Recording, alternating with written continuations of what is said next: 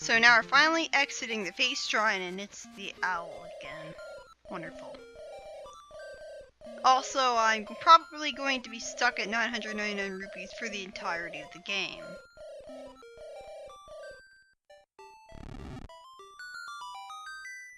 I had a lot of trouble pushing this thing because if you press A when you're in front of it, it'll just read the sign on it. And if you equip the power bracelet and try to actually use it on it by pressing the power bracelet button, then it won't work. No, you have to push it like it's a block, and that'll push it open. It's kind of unintuitive.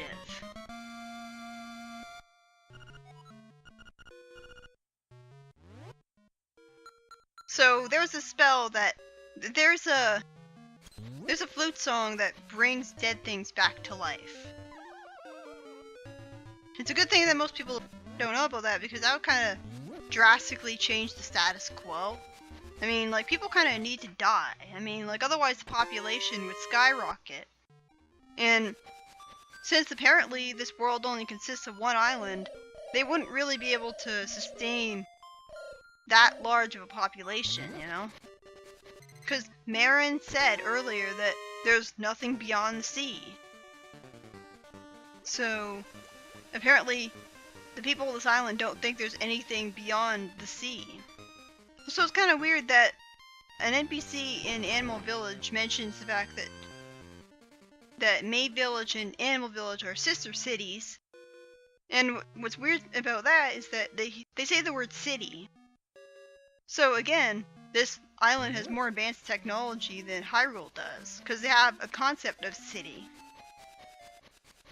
But there doesn't seem to be any actual cities in this world.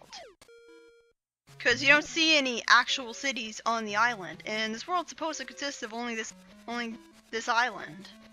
So how did that NPC in Animal Village even know about the concept of a city in the first place? But yeah, that's the Cuckoo.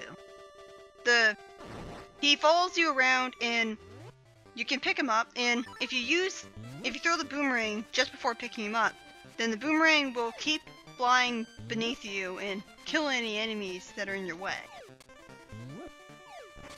And you can use the Cuckoo to fly over a large amount of pits in order to get stuff that you wouldn't otherwise. This happens a lot in Link's Awakening, where you have a partner following behind you. The ghost wasn't really useful for anything. Like, he just constantly made an annoying sound, and sometimes he stopped you with annoying dialogue. Marin was, well, not useful. I mean, she got rid of the walrus. I hate that enemy. Like, I don't know how you're supposed to deal with it without getting hit. And I'm not really sure how you're supposed to damage it. Because, like, it gets up and starts moving before you can have the chance to lift up its skull. Just avoid them. But anyways, this is really the first partner following behind you that's actually useful for something. Which is a novel concept.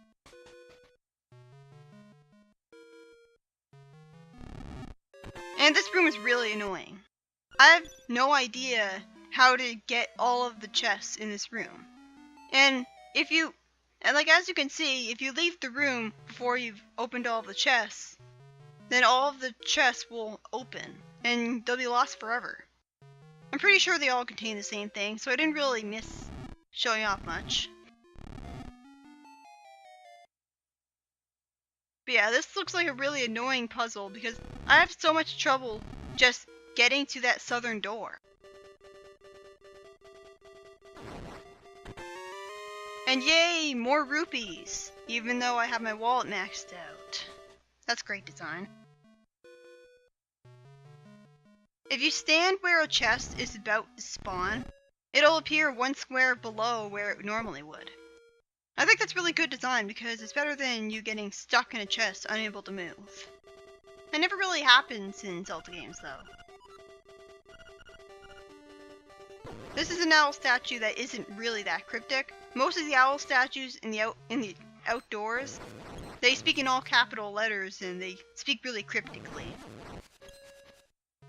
Like there's one owl statue that's supposed to be telling you that you can dive under a bridge, but he doesn't really do a good job of explaining it. And there's a secret seashell right next to him that you can dig up, but his hint doesn't really pertain to that. So it can be kind of confusing.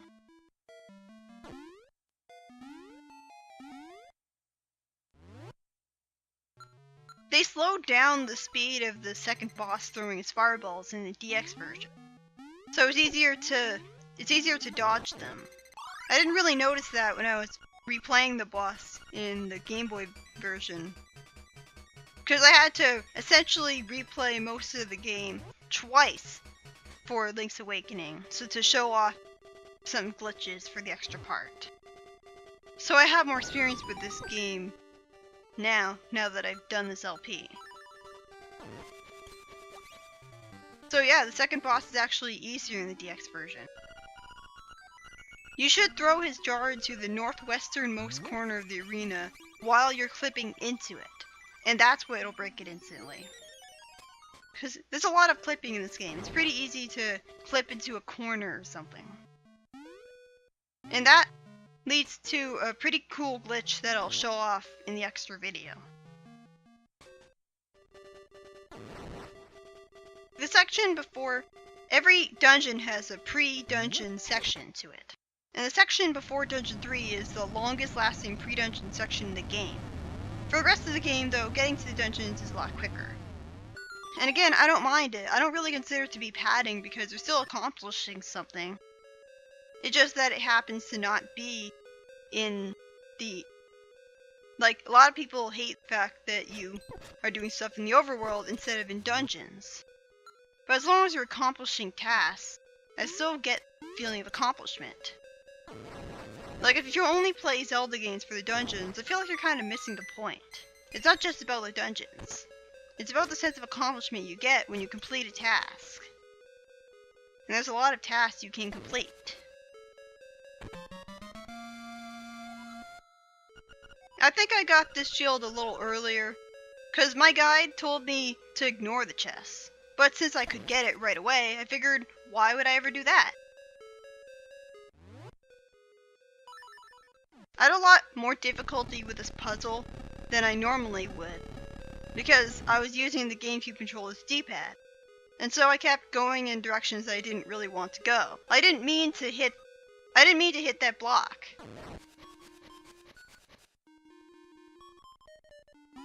Yeah. I think I was supposed to bring that ball with me. And this is exactly what I'm talking about earlier. You can't tell that you fall into that hole and it brings you to a lower floor. It looks exactly like the regular pits. Is it really impossible for an 8-bit game to distinguish between pits that send you to a lower floor and pits that don't? I mean, all you'd have to do is make them a different color. And that's another thing. You can't... The crystal switches don't change color when you hit them. It's impossible to know how many times they've been hit just by looking at them. That's really bad design. And the most annoying thing about Eagle Tower is that there's a glitch in it. Well, not really a glitch so much as bad foresight. If you save and quit before destroying the 4 pillars without throwing the orb that you brought out of the room down a pit, the orb will never respawn and the game won't remember where it was last time. So you render the game impossible to beat. You have to beat the dungeon in one sitting. If you have to save and quit before destroying the 4 pillars, but after leaving the room after taking the orb out of the room it first appeared in, then just throw it into a pit to make it respawn in the room it was in the first place. Because otherwise the game won't remember where it last was, and it'll disappear from the game. That's never happened to me, but it just sounds like a very bad design decision.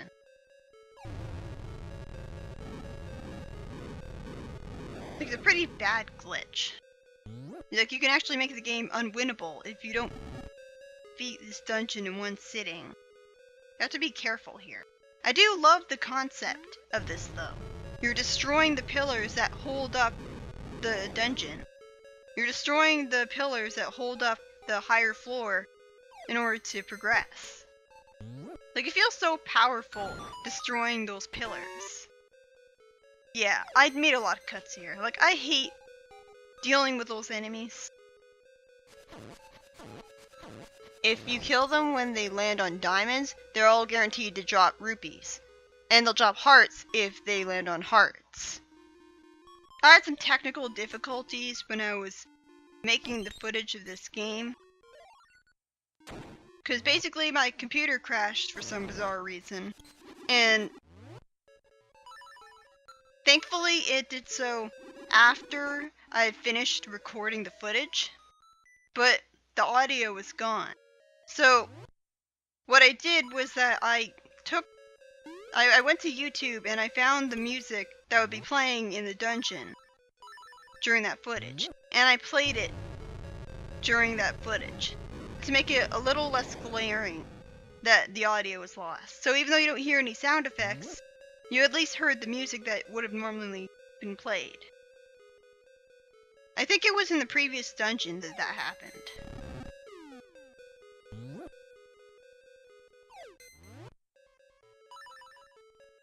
And it was kind of tedious editing the footage for this part, because for some reason it exported the video without any audio. And so I had to do all of the editing for it all over again. And that was really frustrating.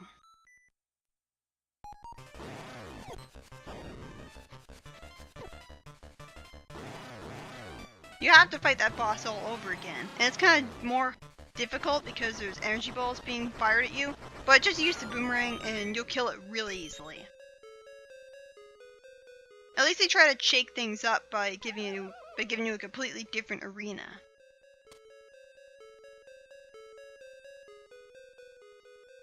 This game actually started out as a sort of Game Boy port of A Link to the Past. When they were making A Link to the Past, one of the programmers with a Game Boy development kit decided to start making this as a side project that was unsanctioned by Nintendo. Later, some other people joined in because they thought it would be fun. And when Tezuka found out, he actually approved the project. And they made this game... Oh yeah, I hate this part. I very clearly defeated those enemies and made the chests appear. But... bullshit. I had to go back and defeat them again. Why? And it's impossible to defeat all of those enemies from the place where you have the owl statue. So, that doesn't make any sense. What causes the chest to disappear? Because if merely leaving the screen causes it to disappear, then how come I was able to get this far in the first place? It's so annoying defeating those enemies. Because you have to hit them so that you have to hit them at exactly the right time. And that feels like trial and error. It can take over a minute to get them all to die. And I had to do it twice. Because for some reason the chest that it spawned disappeared. That never happens in Link to the Past. You spawn a chest, it stays there.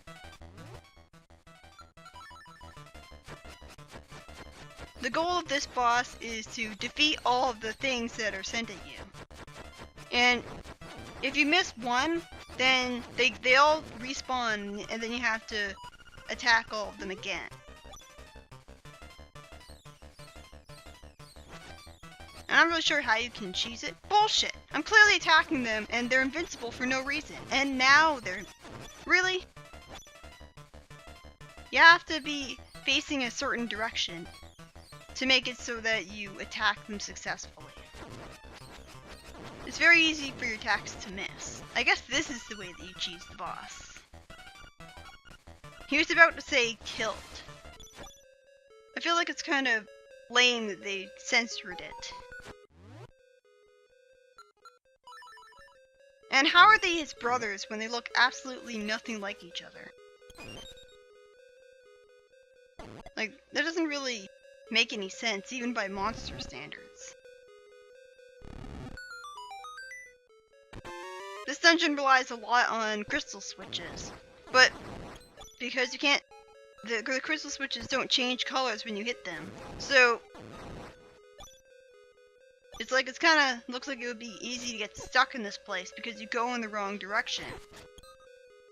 Like, you try to go to a staircase to go up, but because you went to the lower route, you might end up getting blocked off by the raised blocks. And this is the most annoying boss in the game. Apparently, you're supposed to have the mirror shield raised in order to make it so that you can walk against the wind and not get blown off. But I didn't know that, because I didn't have enough time to fully read the guide before I fought this boss. So I end up constantly getting knocked down, and when you get knocked down, he respawns all of his health.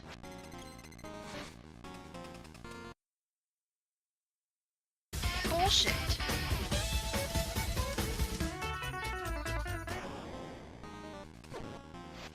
That is terrible design. You can jump against the wind repeatedly, and that can sort of help you not get knocked out, but just don't do what I did. Make sure that you have the mirror shield equipped. It's just such bullshit. How are you supposed to know that having your shield up will make it so that you're less likely to be knocked out of the arena? How are you supposed to know that? I mean, like, the description of the mirror shield said that it deflects beams and deflects projectiles. It says absolutely nothing about you being able to walk against the wind while you have it raised up. I hate trying to attack it with the hookshot because by the time that I get the idea to use it and I press the hookshot button, it's already too late.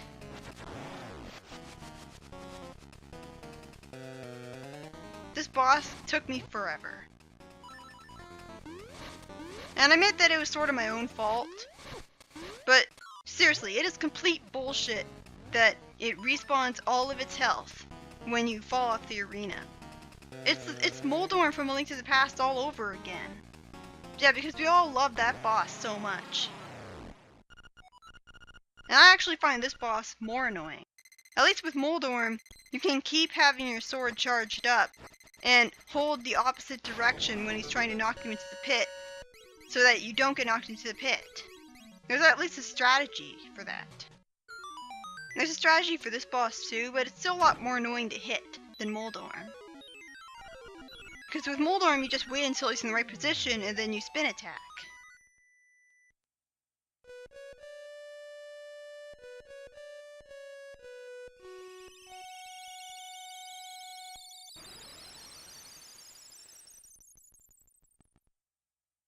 Screw that boss. What kind of hint is that? That doesn't tell you anything about what to do next. Anyways, see you in the next part, which is the penultimate part of Link's Awakening.